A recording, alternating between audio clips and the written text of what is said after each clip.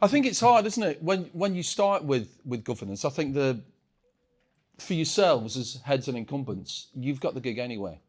You've got something that you do that's part of your job. And I think that one of the phone calls that I get more than anything is when I get heads to say, have you got some governors for us, please? Because we haven't got any. And the short answer to that really is no. And I think that what we're going to try and do today is not necessarily say, so this is how you get a load, but actually then to make you kind of think about, okay, so what have you got now and how can you possibly not just recruit, but also prune to keep your governing body kind of alive and relevant.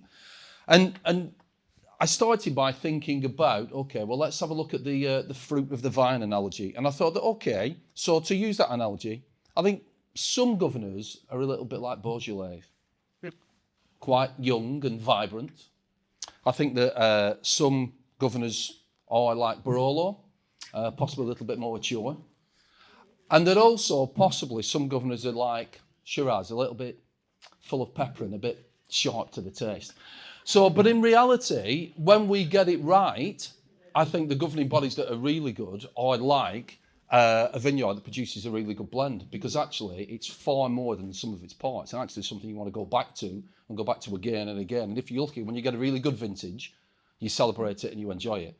So what we're going to really talk about is a little bit about that. And first of all, I think just to kind of set the scene is that as heads and incumbents, obviously, one of the things that you look at as much as anything is foundation governors. And as foundation governors, I think that there's lots and lots of responsibilities. Your responsibilities is on top of everything else in a VA school are basically you're responsible for the children that come in. You're responsible because you're the employers, and you're responsible for the buildings as well. So on top of everything else, actually foundation governors have more. And I think it's really important that when we get foundation governors in the first place, actually we make sure that they know what those responsibilities are. On top of that, vision and values. Make sure you keep the main thing the main thing. Everything that we do as foundation governors, everything that you do as incumbents and as heads is dictated to and directed and underpinned by the vision and values of the school. And again, it's really important that when we get those foundation governors, they have the understanding of that. And that they have the understanding that that is always the first thing you think about. Whether that is, where shall we put the money into the buildings? Whether that is, who shall we recruit? Whether that is, what does our curriculum look like? All of those things are really, really, really important. And I think, again, it's about setting the scene. So what does a great governing body look like? Well, I would argue a really good or great governing body provides challenge and support, that you look at your strengths and weaknesses, that you celebrate your achievements, not just of the young people within the school and not just of the staff, but also you celebrate the achievements of what you do as a governing body. You are, as governors, and governors are, the biggest volunteer force in the country. That comes with lots and lots of responsibility, lots of expectation, and I'm not going to use the Ofsted word. But actually, if we do look at it, that has ramped up as well. So it's really important that we do celebrate what we do well. And when a governing body works really well, it makes an enormous difference to the young people within the school and the staff. Obviously, we look at what we need to do better, that we are self-aware and focused about what we do, and that we're strategic, that we're not operational. That what we don't do is, if we get the £100,000 to build a school garden, talk about what we plant in it. What we talk about is how that fits in with our ecological framework and our curriculum. And that we look at the three things that we do constantly, that we evaluate, we monitor, and we assess impact. I'm going to pass you over to Craig now, who's going to talk about an example from St John's Ellel. The only reason I'm here is not because I'm a governance expert by any means, but what we did do with my school, church with St John's Ellel, which I'm no longer there, so I can talk a little bit more openly and honestly about it, and my head teacher's not in the room either, which is also helpful. But imagine a world where you have the most perfect governing body, like a well-oiled machine. For clergy in the room, imagine that's your PCC. We often don't inherit the PCCs that we actually want, and it usually takes a while for us to get the PCC that we want. That's the case for governing bodies as well. This whole process of pruning, growing and cutting back is often something that we do with our governing bodies. And certainly when I started at St John's Ellel about 10 years ago, that was the case with us. And actually setting a really strong vision and a really strong why should foundation governors get involved in being involved in the church school as representatives of the church was really important in that journey. And in fact, it was this conference that I came to with my then head teacher, who's not the same head teacher now. And we came to this very conference and sat in this very room. Well, maybe it wasn't this room, it was a hotel somewhere else in Blackburn Diocese.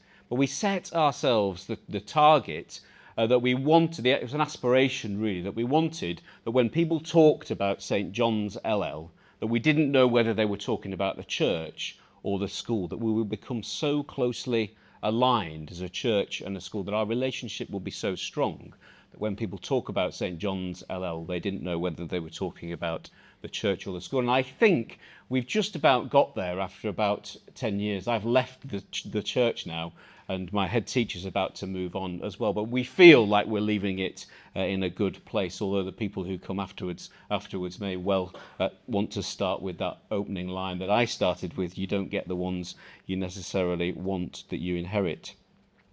So this conference was key, as I say, to setting the why for what we wanted to do.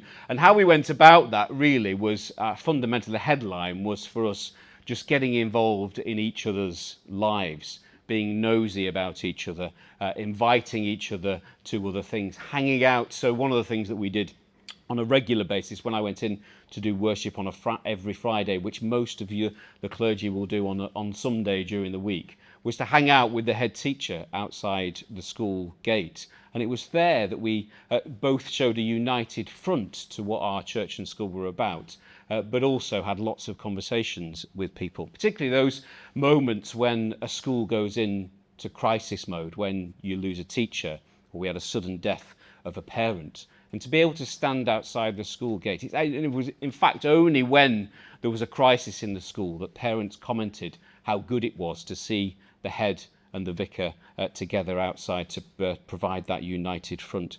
But just some practical things that we did. You may be doing all of these things. There may be one or two things that trigger your imagination.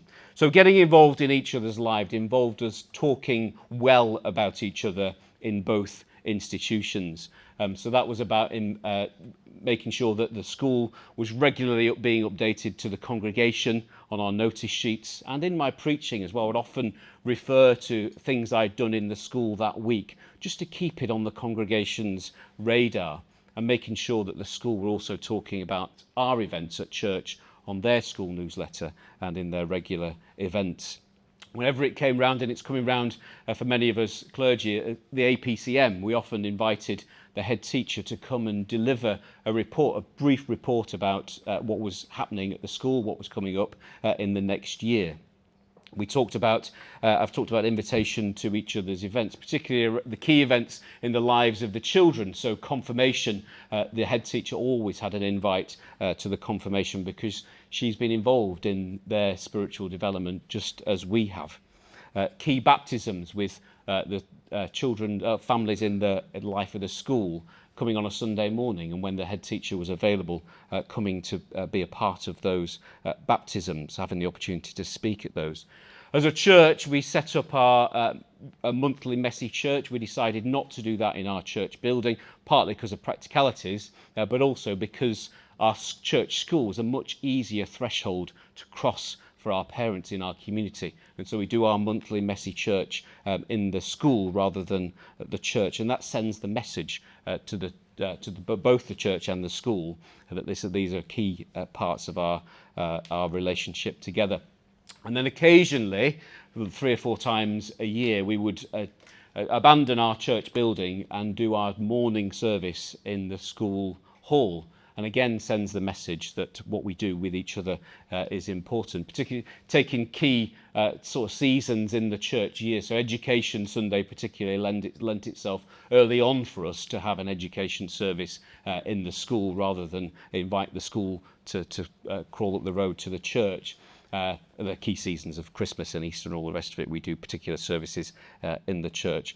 And as I said, just making sure we talk well about each other in both places. So when it came for us to recruiting foundation governors, actually what they were doing is not just filling a gap. It took me a while actually in the governing body meetings to realise that when it came to the makeup of the governing body, when it came to foundation governors, and all eyes looked at me, but actually it was my responsibility to find those foundation governors. It took me a while to realise that. But when we did, having established a really strong why, our foundation governors were then not just filling a gap on a governing body, but were buying into a vision. And now we have a really healthy foundation governing body. Mark, I've spoken for too long. Apologies. No, you haven't, Craig. It's you. You told me to shut up before, so there you go. Okay, so thank you, Craig. Yeah, so basically, if you have a look at our governing body, a few things. So really, one of the things we need to identify is where are we now? If we're going to nurture, so how do we do that? Well, we need to make sure that actually we regularly review the skills that we have as a governing body, that we find out what we're good at, that we find out what we're perhaps not so good at, and actually we find how possibly, and hopefully, at least in the first instance, within our governing body, how we fill those gaps. We also need to have a look at what, perhaps if we can't fill those gaps, what those gaps are. Well, some of the things there that clearly, when governing bodies, and we talk more and more now about as within the VA school, the responsibilities of governing bodies, those are just some of the areas. In terms of finance and budget, in terms of HR and legal, in terms of leadership and management, and ideally not in education. We also need possibly to think about the age profile. We go back to the Barolo analogy, that actually perhaps we have lots and lots and lots of Barolo and not very much Beaujolais. Okay, that's not always necessarily easy to change that, but actually having that blend makes a huge difference. And so it's about how we reach out into those communities, local and possibly a little bit wider, to try and change that age profile as well. I think when we talk as well about educational experience, when we do use that, it's about seeing as that if we can have that in the different sectors. So if we're a primary, okay, we bring a secondary school teacher on, it's a different way of looking at things. If we have perhaps from the secondary sector, do we look at FE and HE? Do we look at primary again? So making sure that if we do have that experience, perhaps it's a varied experience within that. And also, one I'll just talk about a little bit, very briefly in a minute, governance experience, not from your setting, but from somewhere else. So using the skill set that has already been developed elsewhere, but to use it within your setting, because as we know, within schools, within churches, within parishes, within anywhere, every single place is different. Everybody has their own nuances that actually are specific to you, and it's about looking at those possibly through a different lens. Again, when we talk about governors, inevitably we talk about recruitment. So how do we do that? Well, those are just some examples. We can talk about school communications. We can talk about the use of the PCC. We can talk about wider parish and diocesan networks. Parents are really important, but what you don't want is parents to be in the significant majority. Because although they may have lots of skill sets, sometimes the ability for them to realise that being a parent and being a governor are not necessarily the same thing, that's where sometimes the conversations have to take place. Also as well, think about the local business community. We have lots and lots of businesses that actually do talk about building social capital, that actually have that within their constitution, that they should do that. Try and tap into that as well. So if you do get some interested parties, what do? Well, you need to be specific. You need to be honest about what governance is. You need to give them the opportunity to try before they buy, because there's nothing worse than having a disinterested governor who then has decided to sign on for 4 years and within 3 weeks wonders what the hell that they've signed up for. So you need to be honest with them. And obviously as well, it's of huge benefit to the local community but it is also of significant benefit to themselves. As a governor, you see things in a way that you don't, whether that's through your child's education or whether that's through the ability of education to transform not just the children within the school, but the community as well.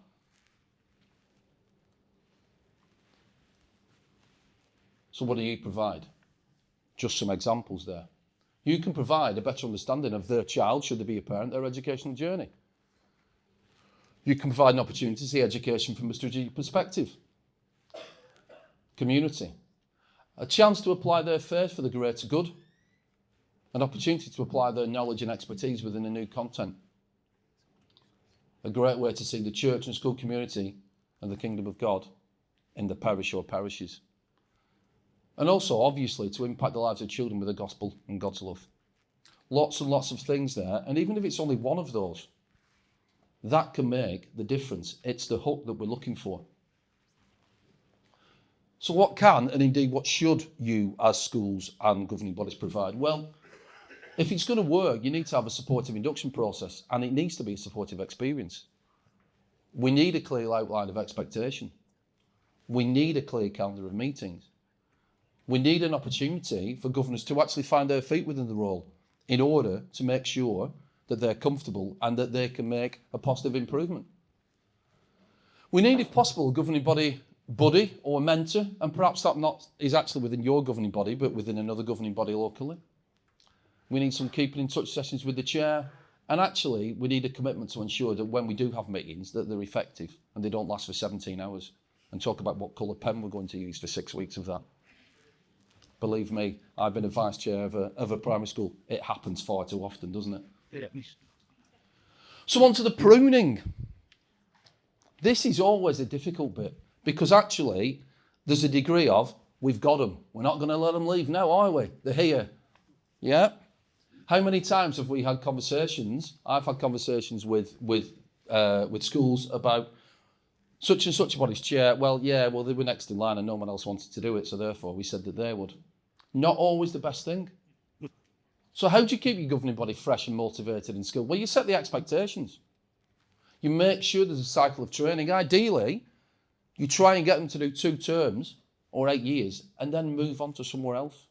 That actually, if you work within an effective local school community and wider school community, you can actually get someone to be a governing body on a different governing board. Not something that happens very often, but actually that can make a real difference. So I'm just going to leave you now because I've obviously talked for far too long. Craig's giving me that. With a few things just to think about. So I do have a think about what the training implications for you as a governing body are currently and possibly going forward when we've talked about that. Do you think that you are, as a governing body, or your governing body in itself is adequately equipped to do the job? If not, what do you need to do? And actually, if you are really good, and I am absolutely convinced, seeing the quality in this room, that there are so many really effective heads and incumbents who work together to create a very, very, very effective governing body. Is there anything you can share with someone else? Because we're always looking for new ideas and we're always looking for people who can support from a government perspective. And then it might be you up here next year. Thank you.